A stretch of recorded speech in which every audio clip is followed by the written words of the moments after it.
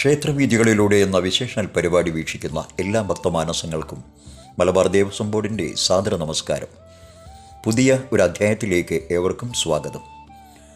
ഉത്തര കേരളത്തിലെ അതിപുരാതനവും പ്രശസ്തവുമായ ശ്രീ പെരളശ്ശേരി ക്ഷേത്രത്തിൻ്റെ ഐതിഹ്യ വിശേഷങ്ങളാണ് ഇന്ന് നമ്മൾ അറിയുവാൻ പോകുന്നത്.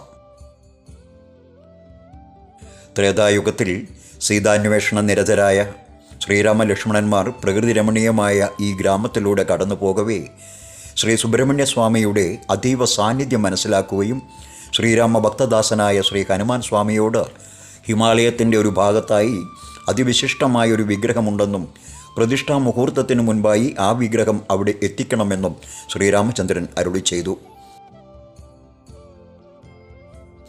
എന്നാൽ മുഹൂർത്ത സമയത്ത് ഹനുമാൻ വിഗ്രഹവുമായി എത്താതിരുന്നതിനാൽ ഭഗവാൻ ശ്രീരാമചന്ദ്രൻ തൻ്റെ കയ്യിലിരുന്ന പെരുവള ഊരി മുഹൂർത്ത സമയത്ത് തന്നെ പടിഞ്ഞാറോട്ട് ദർശനമായി പ്രതിഷ്ഠിക്കുകയും ചെയ്തു.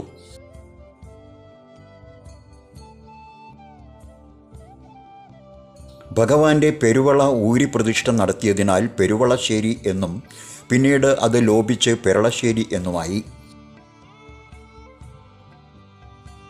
പ്രതിഷ്ഠാമുഹൂർത്തം കഴിഞ്ഞ ശേഷം ശ്രീ ഹനുമാൻ സ്വാമി വിഗ്രഹവുമായി എത്തിച്ചേരുകയും പ്രതിഷ്ഠാകർമ്മം കഴിഞ്ഞതിനാൽ കൊണ്ടുവന്ന വിഗ്രഹം ഹനുമാൻ സ്വാമി മർക്കടശ്ശേരി എന്ന സ്ഥലത്ത് പ്രതിഷ്ഠിക്കുകയും ചെയ്തു. മർക്കടശ്ശേരി എന്നത് ലോപിച്ച് പിന്നീട് മക്രേരി എന്നാവുകയും ചെയ്തു.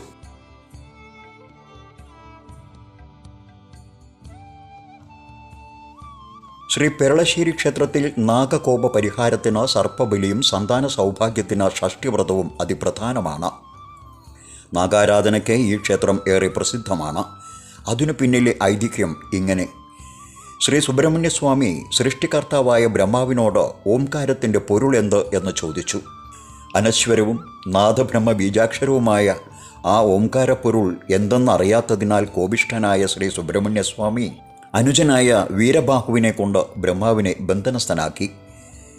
പ്രപഞ്ച സൃഷ്ടി ആകെ നിലച്ച പ്രതിസന്ധി തരണം ചെയ്യാൻ കൈലാസപതി ബ്രഹ്മാവിനെ ബന്ധന വിമുക്തനാക്കി. താൻ ചെയ്ത അപരാധം ഉൾക്കൊണ്ട ഷൺമുഖൻ പ്രായശ്ചിത്തം എന്നോണം സ്വയം നാഗരൂപനായി. അരുമയായ മകൻ നാഗാകൃതി പൂണ്ടത് കണ്ട ശ്രീ പാർവതി മകൻ്റെ രൂപം പൂർവാകൃതിയിലാക്കാൻ മഹേശ്വരനോട് പറയുകയും അതിന് ഷഷ്ഠിവ്രതം അനുഷ്ഠിക്കുകയാണ് അഭികാമ്യം എന്ന് ശ്രീ മഹാദേവൻ ശ്രീ പാർവതി ദേവിയെ അറിയിക്കുകയും ചെയ്തു. അതനുസരിച്ച് ശ്രീ പാർവതി ഷഷ്ഠിവ്രതം അനുഷ്ഠിക്കുകയും സുബ്രഹ്മണ്യൻ പൂർവ്വരൂപം വീണ്ടെടുക്കുകയും ചെയ്തു.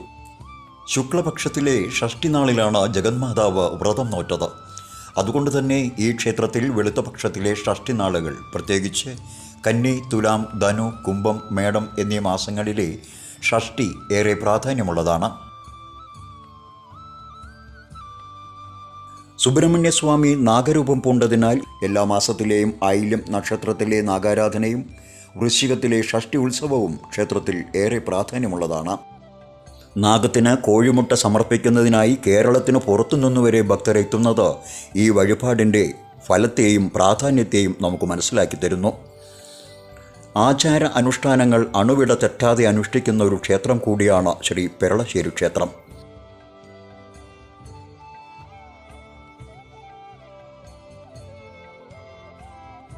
ശ്രീ സുബ്രഹ്മണ്യ സ്വാമിയുടെ ഇടതുവശത്തായി തുല്യ പ്രാധാന്യത്തിൽ കിഴക്കോട്ട് ദർശനമായിട്ടാണ് ശ്രീ അയ്യപ്പ പ്രതിഷ്ഠ.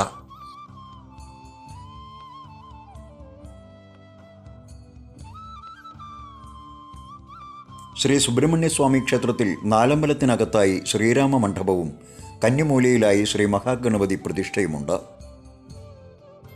വാസ്തുശില്പചാരുത നിറഞ്ഞ ക്ഷേത്രക്കുളം ഏതൊരു ഭക്തനെയും ആകർഷിക്കുന്ന രീതിയിലാണ്. ധാരാളം മത്സ്യങ്ങളെയാണ് ഈ ക്ഷേത്രക്കുളത്തിൽ സംരക്ഷിക്കുന്നത്. ഈ മത്സ്യങ്ങളോടൊപ്പം സമയം ചെലവഴിക്കാൻ ഓരോ ഭക്തനും സമയം കണ്ടെത്തുന്നു. തുലാമാസത്തിലെ സംക്രമ ദിവസം ഈ ക്ഷേത്രത്തിൽ കാവേരിയിലെ ജലസാന്നിധ്യം ഉണ്ടാകുമെന്നാണ് വിശ്വാസം. അതുകൊണ്ട് തന്നെ തുലാം സംക്രമം എന്നറിയപ്പെടുന്ന കാവേരി സംക്രമം ക്ഷേത്രത്തിലെ പ്രധാനപ്പെട്ട ഒരു ഉത്സവമാണ്. ക്ഷേത്രമതിലിനു പുറത്തായി ഒരു ഭഗവതി സ്ഥാനമുണ്ട്.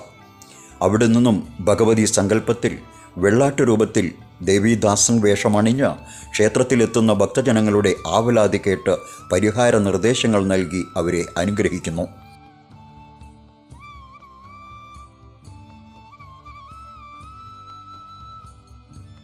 ധനുമാസത്തിലെ 4-ാം തീയതി കൊടുകയറി ധനു 11 വരെ നീണ്ടു നിൽക്കുന്നതാണ് ഉത്സവ ചടങ്ങുകൾ. വർഷത്തിൽ നടക്കുന്ന ഭാഗവത സപ്താഹവും നവരാത്രി ആഘോഷവും വളരെ വിപുലമായാണ് നടത്തിവരുന്നത്. കോവിലകത്ത് ചെമ്പകശ്ശേരി ഇല്ലവും കുമ്മൽ ഇല്ലവും കുന്നത്ത് ഇല്ലക്കാരുമാണ് ക്ഷേത്രത്തിലെ പാരമ്പര്യ ഊരാളന്മാർ.